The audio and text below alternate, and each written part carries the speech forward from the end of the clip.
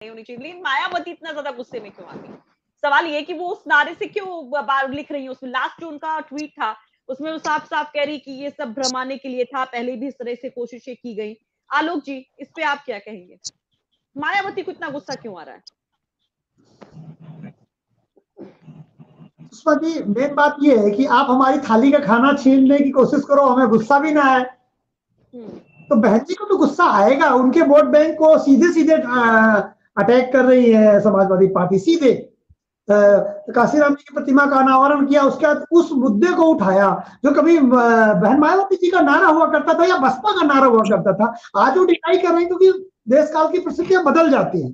लेकिन आप देखेंगे, जैसे एक प्रश्न का उत्तर मैं दे दूं कि स्वामी प्रसाद मौर्य के ऊपर ही क्यों मुकदमा हुआ, जहां तक मेरी जानकारी है उन्हीं का स्कूल है, आयोजक भी वही है और नारा भी सबसे ज्यादा वही लगा रहे थे और मंच से कह रहे थे कि मेरे गले में इतनी आवाज है कि आपकी आवाज धीमी रहेगी तो मैं तब तक बोलता रहूंगा जब तक आपकी तरफ से भी पूरी तरह आवाज बराबर ना आ जाए।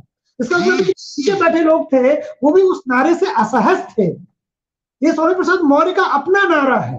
लेकिन बहन मायावती जी का जो रिएक्शन है ना, पॉलिटिकल रिएक्शन आएगा जब दलित पद पर बहुत तेजी से अटैक करेगी। बसपा अब अपने दलित आधार को नहीं खोना चाहती। दूसरी बात यह है कि अखिलेश यादव के बाद तो देना ही नहीं देना चाहती है। तीसरी बात मुझे लगता है कि बहन मायावती जी अपनी पुरानी रणनीति पर परिवर्तन कर रही हैं।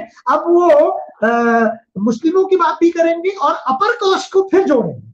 ये नहीं, मैंने जब उनका ट्वीट पढ़ा तो मुझे सबसे पहले ये लगा कि बहन जी क्या पुरानी सर्वजन की नीति की तरफ ये पहला ट्वीट है उनका।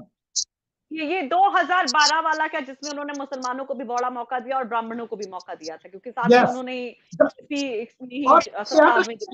उसका अपना है। बहन मायावती जिस दिन फील्ड में उतरेंगी, याद रखना, चाहे सपा हो चाहे भाजपा, ये उसका स्थायी ठिकाना नहीं है दलितों का। अगर बसपा कमजोर हो रही तो सपा में चला गया, ज्यादातर बीजेपी में गए, लेकिन बीजेपी में अभी दलित मत स्थिर नहीं हुआ। मैं इसीलिए स्थिर शब्द का प्रयोग करता हूँ। स्टेबल नहीं हुआ, मत तो दे रहा है दलित उससे, लेकिन स्थिरता नहीं है। बीजेपी इस बात से सशंकित भी है। क्यों? क्योंकि दलित मत विचारधारा से ज्यादा जुड़ता है और विचारधारा और राजनीतिक हैसियत उत्तर प्रदेश में कम से कम मैं कहता हूं दलितों की राजनीतिक हैसियत पहचान मायावती और काशीराम जी से। जो भी नेता है वेस्टर्न यूपी में 2-4 सीटों में उनकी हैसियत है चंद्रशेखर जी की। जिस दिन बहन जी एक्टिव हो जाएंगे 2-4 सीटों में भी हैसियत नहीं रहेगी, क्योंकि बहन जी वहां नहीं लड़ी थी तो चंद्रशेखर जी का कुछ है जो भी है। लेकिन चंद्रशेखर जी के पास 1000, 2000, 10,000, 20,000 के लोग इकट्ठे हो सकते हैं यूट्यूब की दुनिया में, फेसबुक की दुनिया में, लेकिन वो नेता नहीं है उत्तर प्रदेश के दलितों के, ना स्टेब्लिश है। बहन मायावती जी एक्टिव नहीं है तो जो भी प्रक्रिया आपको दिखाई दे रही है, जिस दिन उनकी एक्टिविटी बढ़ेगी, मैंने कितने कितने नेताओं के बयान सुने हैं, देखे हैं, पर्सनली बात की है, वो कहते हैं भाई हम किसी पार्टी में हो लेकिन हमारा घर तो बीएसपी है। आप ये समझिए। यहाँ पे ये सवाल है कि अगर वाकई में मायावती यू टर्न ले रही हैं, सपोज कि वो फिर से सर्वजन की पॉलिटिक्स पे जा रही हैं, तो सर्वजन की पॉलिटिक्स क्या वाकई में मायावती के लिए मुफीद साबित होगी या नहीं? क्योंकि 2007 की स्थितियां नहीं है, 2012 की स्थितियां नहीं है, 17 के बाद से स्थितियां काफी बदल गई हैं। तो अगर सपोज वो ये सोच रही हैं तो राशिद साहब, क्या सर्वजन की पॉलिटिक्स अब सूट करे? देखिए सुषमा, ये बात समझना होगा कि जो मिले मुलायम काशीराम वाले में, तो क्या सपा बसपा ने इस नारे का फायदा नहीं उठाया था? दोनों ने उठाया था इस बात का फायदा। तो क्या बसपा को क्या फायदा मिला था क्या इस नारे से? दोनों ने गठबंधन करके आया था। लेकिन बहन मायावती जी याद दिला रही हैं कि वो मिशन मोड था और इस मिशन मोड में सपा ने दलितों को धोखा दिया था। गेस्ट हाउस कांड, वो कहती है बहन मायावती जी की कोई दलित भूलेगा? ठीक है, आप सर्वे करा लीजिए उत्तर प्रदेश भर में सपा के द्वारा कुकृत्य जो किया गया गेस्ट हाउस कांड, उस गेस्ट हाउस कांड को आज तक नेता भूल सकता है लेकिन बसपा का वोटर नहीं भूल सकता। और इसका प्रमाण है जब अभी अखिलेश जी और मायावती जी मिले, वो वोटर नहीं गया इनके साथ, वो बीजेपी में चला गया। तो आप नेता अपने लाभ हानि के लिए मिल सकते हैं, लेकिन जो वोटर होता है वो भावनाओं पर जाता है। बहन मायावती तक जी भी अखिलेश यादव को उस तरह का वोट नहीं दिला पाई गेस्ट हाउस कांड के बाद, मिलने के बाद में। इसीलिए दोनों दलों ने अलग होना उचित समझा कि हमारा वोटर हमारे मिल जाने के बाद में भी, अखिलेश यादव की पत्नी का, बहन मायावती का पैर छूने के बाद मेरी मंच में भी दलितों ने या समाजवादी पार्टी को माफ नहीं किया। जब जो मायावती सब दुर्भाग्यपूर्ण गेस्ट हाउस कांड घटना हुई थी, जैसे भाजपा के नेताओं ने बहन मायावती जी की इज्जत और जान बचाई थी। इसीलिए दलित बीजेपी की तरफ झुक जाता है कि कम से कम गेस्ट हाउस कांड में रक्षा करने वाले बीजेपी के नेता थे। गेस्ट हाउस कांड से 2 डिवीजन हो गए समाज में, जो मिले मुलायम काशीराम को जो स्वामी प्रसाद मौर्य जिंदा करना चाहते हैं और उससे सपा को मत लेना चाहते हैं। लेकिन मैं इस बात से कम सहमति रखता हूं, या मेरा विचार ये नहीं कि वो बीजेपी से सपा में गए और बीजेपी के लिए कार्य कर रहे हैं, ऐसा नहीं है। और दूसरी बात, राजनीति में ऐसे बहुत सारे उदाहरण हैं, एक ही घर में जहां कांग्रेस और भाजपा के 2 नेता हुआ करते थे एक ही परिवार से, कि बच्चा बीजेपी में तो वो कांग्रेस में, ऐसे बहुत सारे उदाहरण आपको भारतीय राजनीति में मिल जाएंगे। एक ही परिवार से अगर कोई व्यक्ति सपा में और भाजपा में है तो ये लोकतांत्रिक अधिकार है उसके पास कि वो घर का एक व्यक्ति सपा में रह सकता है, एक व्यक्ति भाजपा में रह सकता है। इससे ये नहीं माना सकता कि कोई षड्यंत्र है जो भारतीय जनता पार्टी ने उनको पार्टी से निकाला, फिर सपा में गए, फिर भाजपा के लिए कार्य कर रहे हैं। मेरा मूल सवाल ये है कि अगर ये यू टर्न है, सर्वजन की तरफ मायावती आ रही है, तो क्या उनको वोट मिलेगा? मुस्लिमों का भी वोट मिलेगा, दलितों का भी वोट मिलेगा, दिमाग से निकल जाएगा। भाजपा से जो सवर्ण वोटर नाराज है, एक बड़ा वर्ग है जो भाजपा से नाराज है। मैं सवर्ण हूं, ब्राह्मण हूं, इसलिए कह रहा हूं, एक बहुत बड़ा वर्ग है जो भाजपा से नाराज है। वो पिछले 6 साल में भाजपा को, ब्राह्मणों को, सवर्णों को जिस तरह से भाजपा में दरकिनार किया गया है, वो एक बड़ा वर्ग है। लेकिन नाराज होने के बाद किस पार्टी में जाए? अखिलेश जी 6 महीने पहले परशुराम की तारीफ करते हैं, भरसा लेके दौड़ते हैं, 6 महीने बाद वो सूत्र कहने लगते हैं अपने आप को, स्टेबल ही नहीं होते। तो बीएसपी के साथ ज्यादा कंफर्टेबल महसूस करता है Brahmin in comparison to Samajwadi Party. तो अगर बहन जी, लेकिन ये कंफ्यूजन वाली स्थिति भी तो आ जाती ना, तो जो अखिलेश यादव के लिए कहा जाता है कि वो कंफ्यूज हैं, तो क्या मायावती के लिए नहीं, क्योंकि वो सर्वजन से फिर आई बहुजन, बहुजन से फिर सर्वजन? नहीं, एक बार बहन जी तो सत्ता में आ चुकी है ना, अखिलेश जी को तो इतना विश्वास कभी जीता ही नहीं। और दूसरा आप देखेंगे, बसपा कुछ भी करे लेकिन वो इस तरह से बहन मायावती किसी बयान को लेकर के आप क्रिटिसाइज नहीं कर सकते हैं कि वो पंडितों सवर्णों के खिलाफ बोली, वो किसी के समर्थन में भले बोल रहे हैं। एक सवाल आपके लिए आ रहा है, सौरभ यादव पूछ रहा है, अगर दलित भाई मायावती के साथ 2024 में आ जाएगा तो फिर किसे फायदा किसे घाटा होगा? मान लीजिए सपा को भी घाटा होगा और बीजेपी को तो बहुत बड़ा घाटा होगा। और अगर वो सर्वजन की तरफ जा रही है प्लस मुस्लिम जा रही है और दोनों अगर उनकी तरफ थोड़ा भी झुकते दिखे, दलित वो अपने आप आ जाएगा बसपा के साथ। तो सबसे ज्यादा नुकसान सपा भाजपा को होने वाला है। बसपा में फिर भी कहता हूं अगले चुनाव में डार्क हार्स साबित हो सकती है।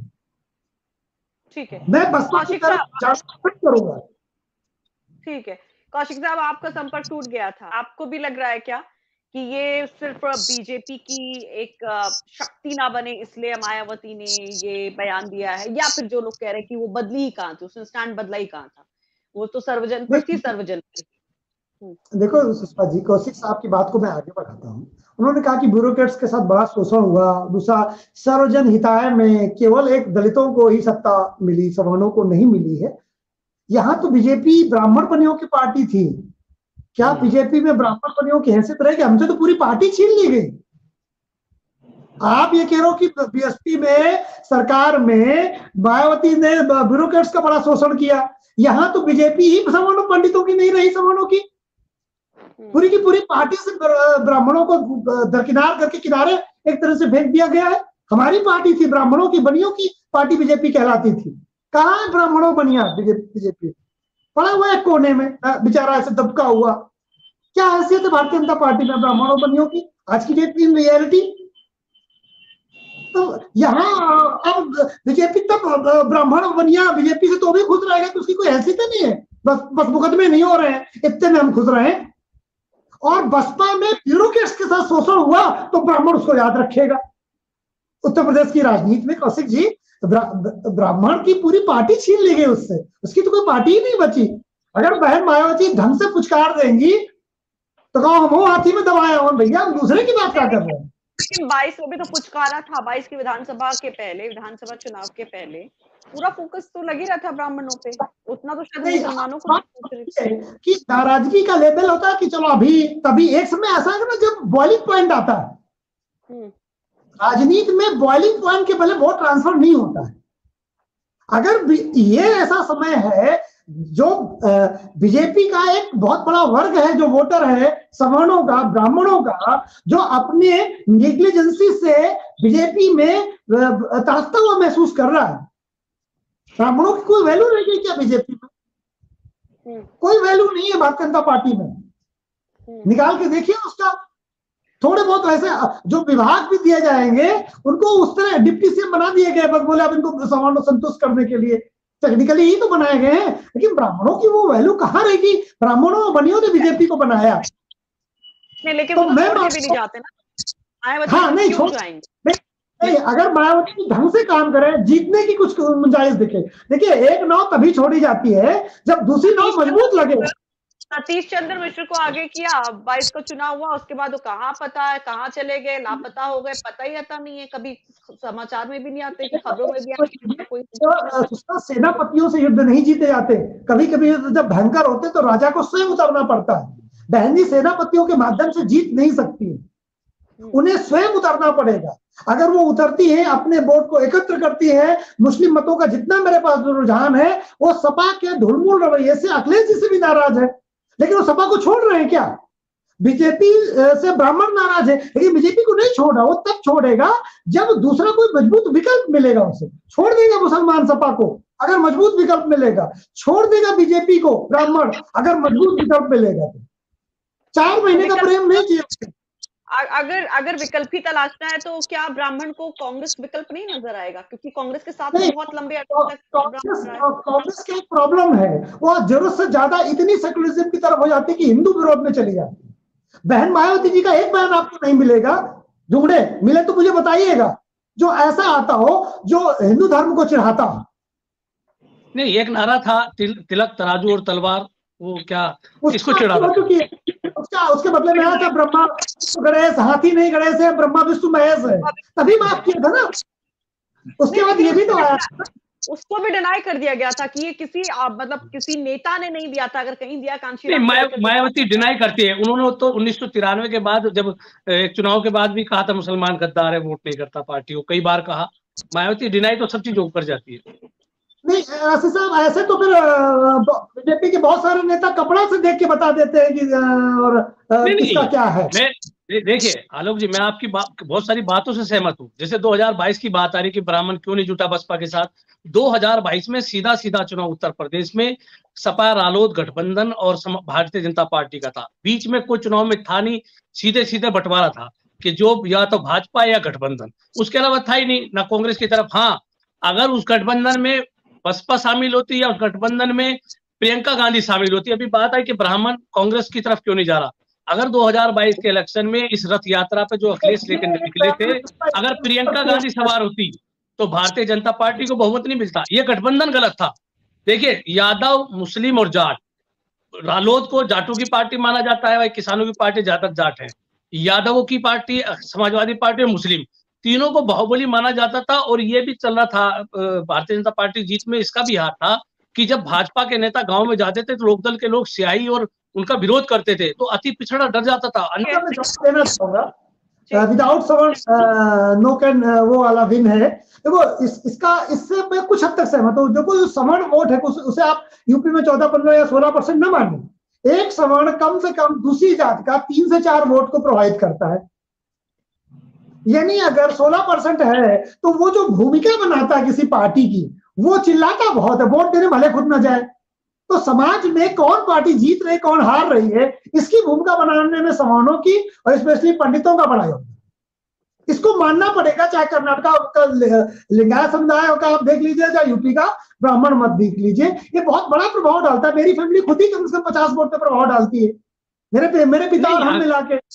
तो आलोक जी आंसर कर रहा हूँ केवल कि जो सवर्ण मत है ये खुद वोट देने जाए या ना जाए, लेकिन इस कमेंट से मैं सहमत हूं कि ये भूमिका, इसको बस थोड़ा शब्द बदल देता हूं, किस पार्टी की हवा चल रही है इसमें सवर्ण मत की भूमिका बनाने का रोल मैं मानता हूं। और जो पार्टी शुरुआत में जब वो प्रचार के उसमें जाती है और इस मत से दुश्मनी लेती बहुत ज्यादा, तो भूमिका बनाने में वो पिछड़ जाती है। मैं ये सिर्फ कह देता हूँ। तो चलिए, यानी कि यहाँ पर आप ये कह रहे हैं कि ये सवर्णों की तरफ जा रही हैं, सर्वजन की बात कर रही हैं, लेकिन बहुत सारे दर्शक जो हाँ, उनको ये नहीं पता होगा कि ये सवाल क्यों, ये बात क्यों कही जा रही है कि एक बार फिर क्या वो दलित वोटर वो सेंटिमेंट को अखिलेश अपनी तरफ मोल्ड कर पाएंगे, और वो भी स्वामी प्रसाद जैसे नेता के सहारे। सुषमा, मुझे लगता है नहीं कर पाएंगे, लेकिन ये है कि जब आप एक कदम आगे बढ़ाते हैं तो राजनीति में सारी चीजें फ्यूचर को लेकर के की जाती है, भविष्य क्या होगा। तो अगले साल तुम जो कदम उठाया मूर्ति के अनावरण से, इससे कुछ नहीं होने वाला, ये बात बिल्कुल सही है। स्वामी प्रसाद मौर्य के बलबूते से भी कुछ नहीं होने वाला, लेकिन इससे एक पार्टी की रणनीति पता चलती है कि समाजवादी पार्टी अब दलितों की तरफ भी मूव कर रही है। तो बसपा की रणनीति है कि अब इसी समय स्ट्राइक करो, जब मर्ज प्रारंभ अवस्था में हो तब दवा देना ज्यादा फायदेमंद होता है। मर्ज अगर पीक पे पहुंच गया फिर दवा असर नहीं करेगी। तो मायावती जी ने मर्ज प्रारंभ होते समय ही डेकाटन लगाने की कोशिश की है कि अखिलेश यादव डकैती अगर डालने की कोशिश कर रहे हैं, प्लान कर रहे हैं, वो प्लान अगर आगे एग्जीक्यूट होगा तो बीएसपी को बहुत नुकसान होगा, बीएसपी तो फिर खत्म हो जाएगी। अगर दलित वोट थोड़ा भी थोड़ी सी बात है, 13% वोट बचा है दलित वोट टोटल वोट बहन जी के पास, अब वो 13% में भी कुछ वोट अगर खिसक गया तो फिर तो सिंगल डिजिट में आ जाएगी बसपा, और फिर 2-2.5% की पार्टी ना बन जाए, क्योंकि ये थोड़ी तो तरह की 13% से 9 आएगी, 13 से 3% में भी नीचे आ सकती है ना। तो इसलिए बहन मायावती जी का वोट मैं बिल्कुल मानूंगा कि उनका निर्मूल नहीं है, और डर में भी है, अलर्ट भी है, और वो अब नहीं चाहती है कि उनका मत अब इसके नीचे जाए, वो डबल डिजिट में नहीं आना चाहती है। इसलिए भी वो प्रोएक्टिव हो गई है कि अखिलेश जी आगे कुछ काम करें, तो आगे भी कुछ इसकी तरफ लेकर के बढ़े, तो हम अभी से उनको रोकना शुरू कर दें, जिससे करके अखिलेश यादव की तरफ दलित मत उस तरह से फ्लो करके न जाए जिस तरह की वो इच्छा रखते। देखिए अखिलेश यादव जी जानते हैं सवर्ण मत हिल नहीं रहा, उनकी तरफ नहीं जा रहा है, ठीक है। मुस्लिम मत मोहम्मद अली जिन्ना के बाद सबसे ज्यादा अखिलेश यादव को मिला, अब इससे तो यूनाइट नहीं हो सकता। बंगाल में ममता बनर्जी को मिला, उत्तर प्रदेश में अखिलेश यादव को मिला, एक बिल्कुल पीक है।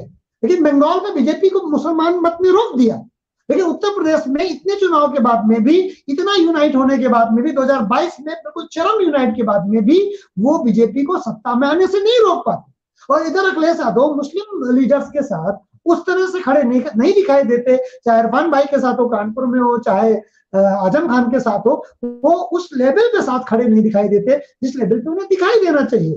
तो बहुत सारे मैटर पर वो ढुलमुल नीति भी अपनाए हुए हैं। तो मुस्लिम मत भी अब उनसे नाराज है कि वैसे ही तुम नहीं हरा पाते हो। सपा के सबसे सीनियर मोस्ट मुस्लिम शासक ने क्या कहा कि अखिलेश यादव के अकेले की बस की बात नहीं जो बीजेपी को हरा। तो आप सपा के अंदर से भी आवाज उठने लगी, कोई हम राजनीतिक विश्लेषक या पत्रकार अकेले नहीं कह रहे हैं। तो जब सपा के अंदर क्षमता नहीं है कि वो बीजेपी को हरा सके, तो फिर किसके पास वो क्षमता है? ठीक है, ये प्रश्न का उत्तर उत्तर प्रदेश का वोटर देखेगा, ढूंढेगा, और इस प्रश्न का उत्तर बसपा देने के लिए तैयार है, ऐसा वो संकेत दे रही है। जिस कई सारे लोग कह रहे हैं कि मायावती जिस दिन सड़क पर उतर जाएंगी उस दिन स्थितियां बदल जाएंगी। सवाल तो ये बड़ा है ना कि उतरेंगी कि नहीं उतरेंगी, कब उतरेंगी? अगर ऐसा उतर गई तो वो बदल जाएगी, लेकिन उतरेंगी कि नहीं, ये बहुत यक्ष प्रश्न है। अब तो आप एकदम मुहाने पर खड़े खाई में गिरने के, कि कुछ बचा ही नहीं है। अगर विधानसभा 403 विधानसभा में एक विधायक आपका जीतता है तो फिर कुछ बचा ही नहीं शेष। राशिद साहब, आप कितना इत्तेफाक रखते हैं कि जब इस तरह के तलखतेवर दिखा रही हैं आप सोशल मीडिया पे एक्टिव में, तो क्या वो वाकई में सड़क पे भी उतरेंगी? नहीं, सड़क पे ही तो नहीं उतर पा रही है वो लगातार सिर्फ ट्वीट करती है। मेरे